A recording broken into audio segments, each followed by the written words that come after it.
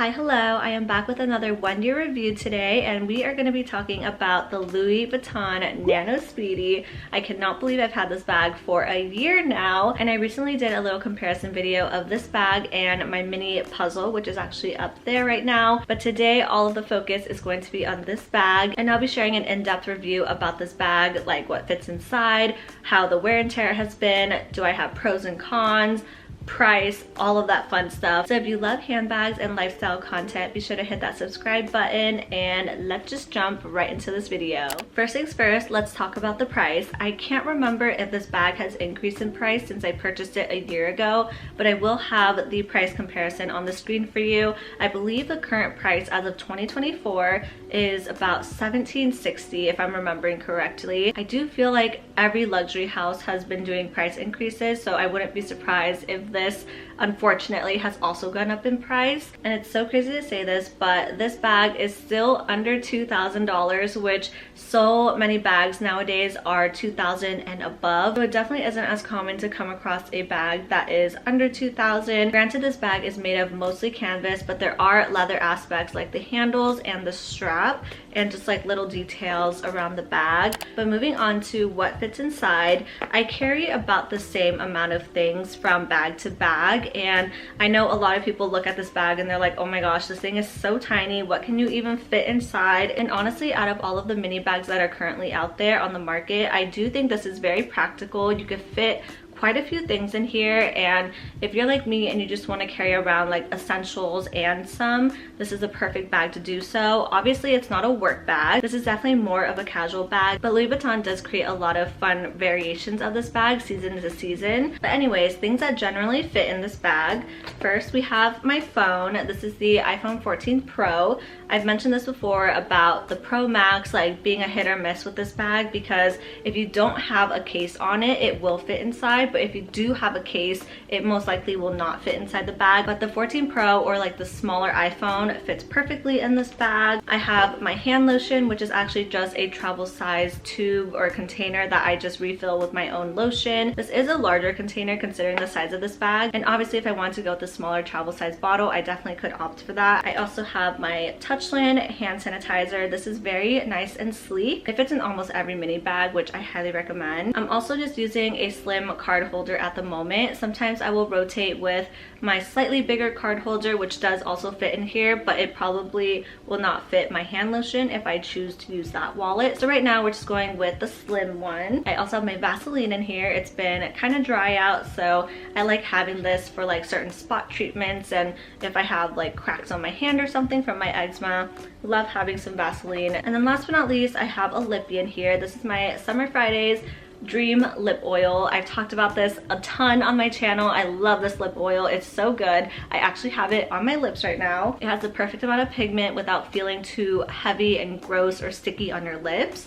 And that is pretty much everything that fits inside. Oh, and of course my car keys will fit in here as well. So it does hold quite a bit of things. If you just need your essentials and you want to carry around a couple extra things, this is actually a really fantastic bag. And now moving on to the wear and tear of this bag. This is a question I get asked pretty often about this bag. So right off the bat, I want to mention that this is the latest version of the Nano Speedy. So fortunately, the leather has already been pre-patinaed, so it's much darker than the typical vachetta that Louis Vuitton has. It's usually more of like a light cream color, and then over time it will patina into more of like a honey shade. However, I really do appreciate this about the bag because it makes it so much easier, and honestly, in my opinion, less maintenance as well. Or at least you're not babying the bag as much. You don't have to worry too much about uneven patina or anything like that. The biggest thing is just being careful about, you know, stains. I also do have a little bit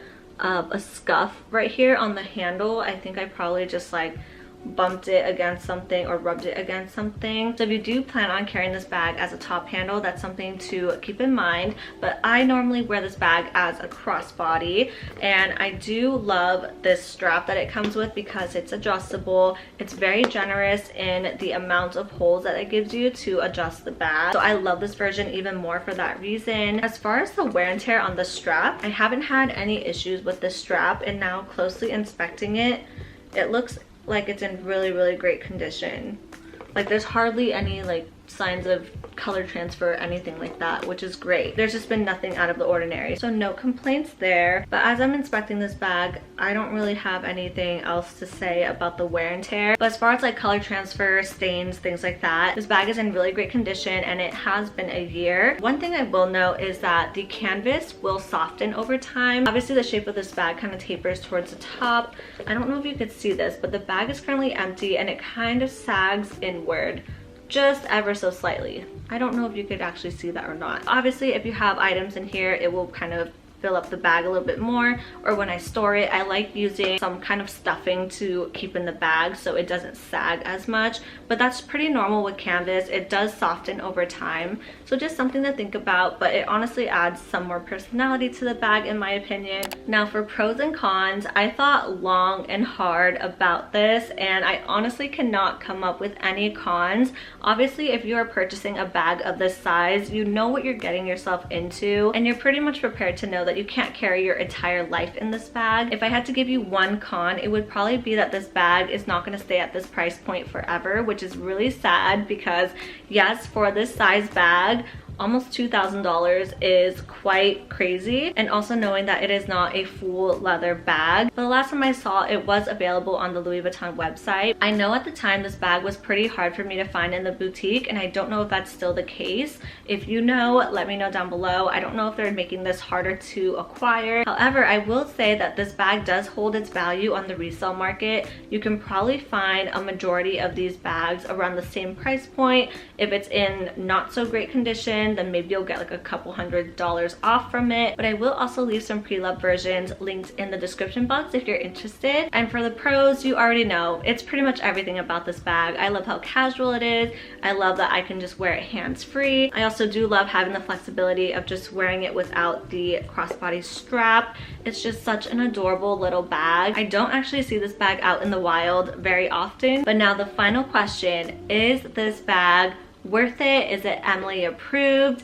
And the answer is absolutely. I love this bag. I'm sure you could tell by now. I really can't think of anything negative to say about it. And I also just love that it's a miniature version of an iconic Louis Vuitton bag. So that is it for my review. You know where I stand with this bag. Thank you so much for watching. If you have any specific questions, let me know in the comments down below. I really do hope that I answered almost everything that I could in this video. And if you want more handbag content, I'm actually more active on the day-to-day on TikTok and Instagram. So make sure to follow me on there, or you could just subscribe here and you'll see me every few weeks. But thanks again for watching and I'll see you in the next one. Bye!